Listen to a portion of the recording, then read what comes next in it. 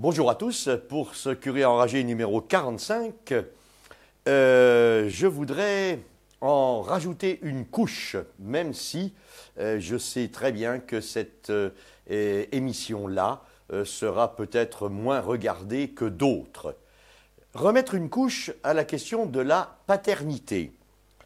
J'ai écouté sur France Culture une émission qui s'appelle Réplique, faite par Finkielkraut, et qui recevait un psychanalyste, Jean-Pierre Winter, auteur d'un livre récent, L'avenir du père, publié chez Albin Michel en 2019.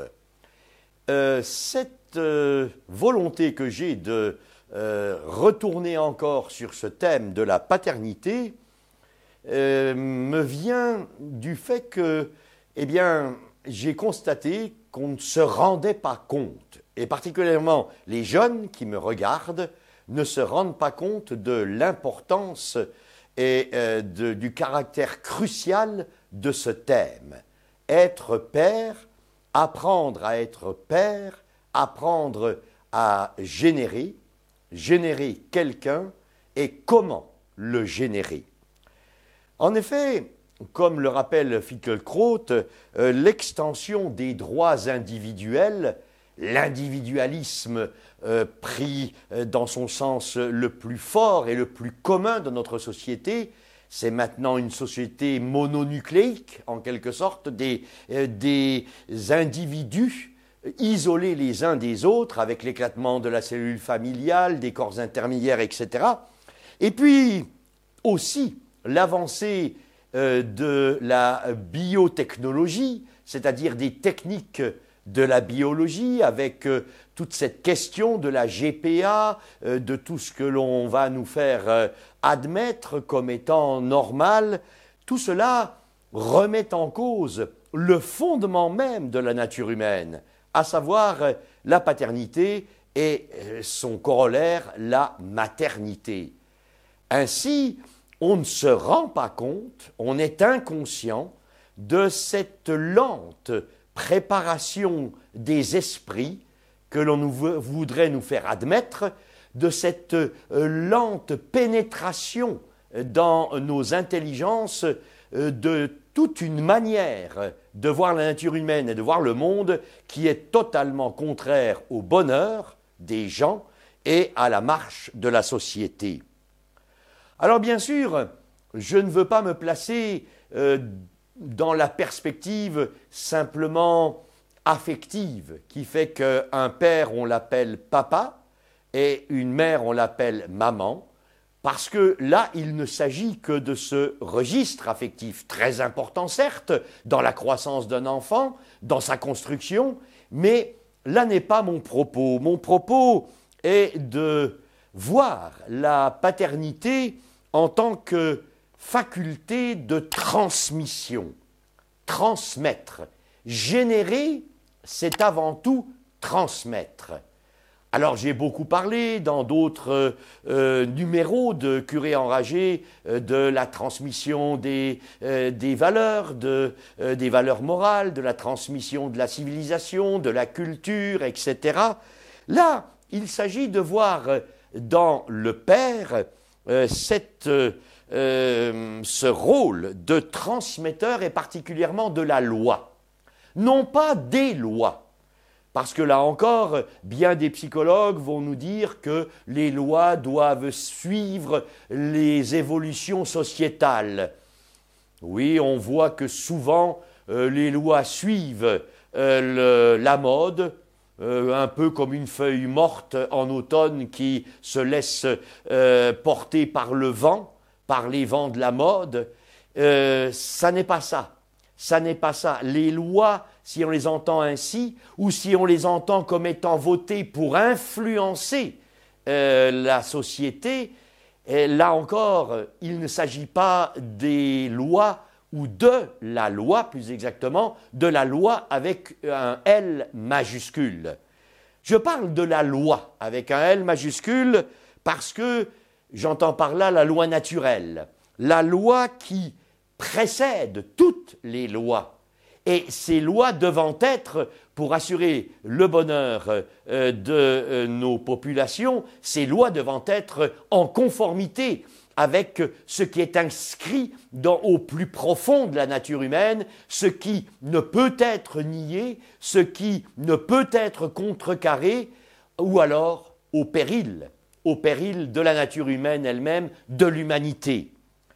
Il s'agit donc de cette loi qui est inscrite au plus profond et que le Père va transmettre à ses enfants.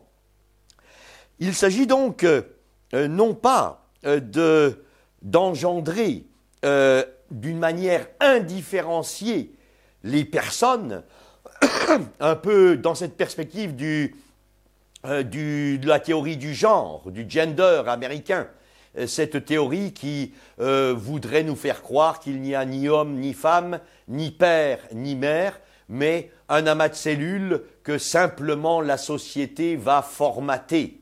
Non, il s'agit vraiment de ce qui est à l'origine de chacune de nos vies. Et ainsi, le Père qui va transmettre cette loi fondamentale, va incarner l'altérité, puisque c'est lui qui, au cours de la croissance de l'enfant, va lui apprendre l'altérité en le différenciant de sa mère, alors que tout porterait l'enfant à un rapport fusionnel avec sa mère. La différence entre père et mère qu'on voudrait nous faire abroger complètement par l'AGPA, par toutes ces nouvelles techniques, mais qui finalement ne favorisent pas l'épanouissement du genre humain, de l'humanité elle-même, cette différence père-mère permet à l'enfant, petit à petit, d'assimiler la finitude humaine. Parce que, eh bien, un père, ça n'est pas une mère. Je suis limité parce que si je suis père, je ne suis pas une mère. Et je suis limité parce que si je suis une mère, je ne suis pas un père. Et que donc, de cette différence homme-femme, de cette différence père-mère, le fait de dire aux gens, par justement des techniques biologiques, de dire « eh bien vous pouvez choisir votre sexe », c'est finalement, comme le dit très bien Finkielkraut, un mouvement de réduction de la part non choisie de l'existence. Je veux tout en même temps. Il n'y a rien de plus adolescent, de plus immature que cela, vouloir tout et son contraire en même temps. C'est ce que Hannah Arendt disait aussi en disant que finalement, cette évolution, comme on dit, sociétale qu'on voudrait nous imposer, en fait est un ressentiment contre ce qui est donné, ce qui ne peut pas se nier, ce qui est là d'entrée, ce qui est là parce que c'est là et parce qu'on ne peut pas finalement refuser la réalité et vivre dans une bulle idéologique qui n'a plus rien à voir avec cette réalité. Parce qu'à ce moment-là, justement, c'est le malheur de l'humanité. Le bonheur, une des premières conditions du bonheur, c'est d'être en adéquation avec la réalité. C'est d'ailleurs la définition même de la vérité. Ainsi, on voudrait créer par cette GPA et par toutes ces autres techniques, on voudrait créer un monde totalement irréel et un monde où finalement l'homme ne trouvera pas sa place et le père encore moins. On voudrait finalement rendre facultatifs les pères, faire des pères simplement une construction plus ou moins bricolée et finalement ne pas assurer d'avenir à la paternité et donc au père. J'en veux pour preuve et pour illustration Le fait que, par exemple, à l'heure actuelle, dans la loi sur l'avortement de la funeste merveille, eh bien, le père n'est jamais consulté. Une femme, même mariée, peut avorter sans le consentement du père de l'enfant. J'en veux pour preuve aussi ce mouvement, il y a quelques années, de pères de famille qui s'étaient mis sur des grues très hautes pour un retentissement médiatique, mais pour protester surtout dans le fait que dans les jugements de divorce qui attribuent la garde des enfants, les pères étaient plus que malmenés la plupart du temps. J'en veux pour preuve aussi cette éducation que l'on veut imposer à nos enfants, éducation qui consiste à finalement nier la masculinité, nier la féminité, nier l'homme et la femme et ne faire qu'un être finalement indifférencié. Mais tout cela, je le répète encore une fois, est extrêmement grave. Si l'on veut une société qui fonctionne, il faut rétablir la paternité. Il est impossible de concevoir l'existence humaine et donc de pouvoir prétendre à un minimum de bonheur en évacuant les pères, en ne donnant plus à la paternité un avenir. Et c'est pourtant cela qui est derrière toutes ces lois. Je parlais des Gilets jaunes et je disais déjà que les Gilets jaunes, c'était la reconnaissance qu'il n'y a plus de paternité dans celui qui gouverne le pays. Eh bien là, c'est pareil.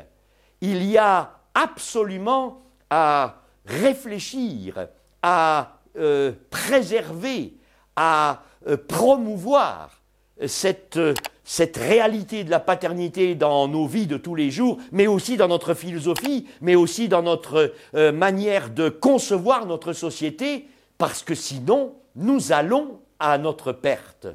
Alors oui, cette vidéo sera moins vue que bien d'autres, parce qu'on ne se rend pas encore compte du caractère crucial de ce danger fondamental que court notre société et la manière dont on éduque nos enfants.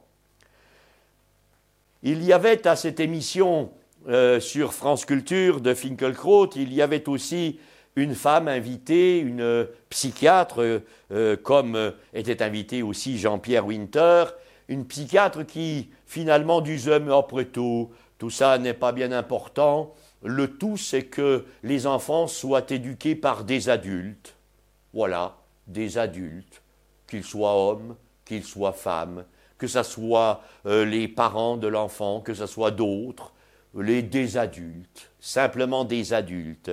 Eh bien, éduquons nos enfants simplement par des adultes et nous verrons les résultats.